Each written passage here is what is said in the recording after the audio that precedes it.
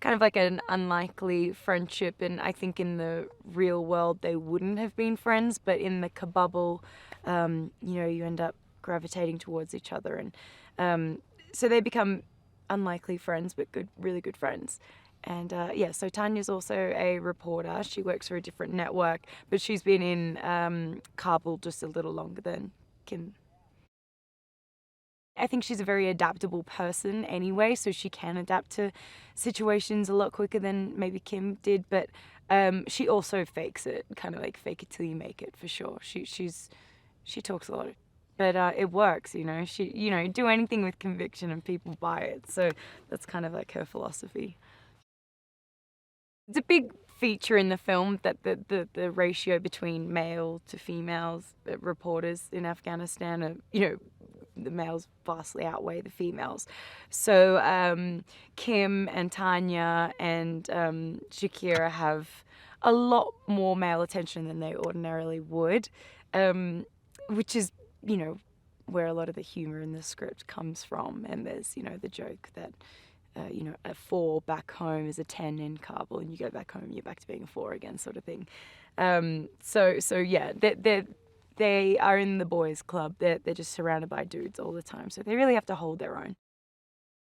One of my favorite things, and one of the things that attracted me to working with them the most, was that they really do make unique films because they have such a unique sense of humor, and it's just a type of comedy you don't see in any other film. I don't think so anyway. And I feel like an Australian sense, maybe Australian and English, we do a lot of like self-deprecating. Everyone, like, our sense of humor comes from like irony and sarcasm and self-deprecation and things like that. And so I think that's why their sort of humor appeals to me so much, because there is a lot of that irony there.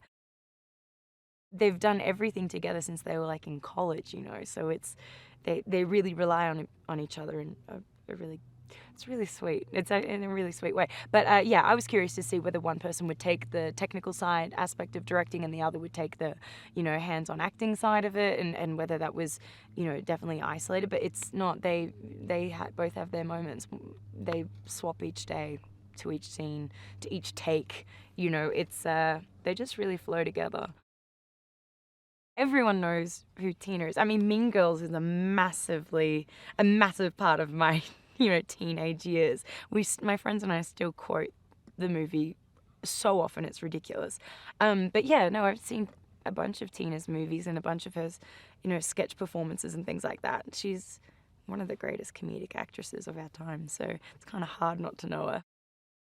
Tina and I were kind of thrown together, I guess, similar to the way our characters were, so I guess that helps. Fortunately, she's such an awesome person. It's easy to have a rapport with her immediately. She makes that very easy, and that was really nice. I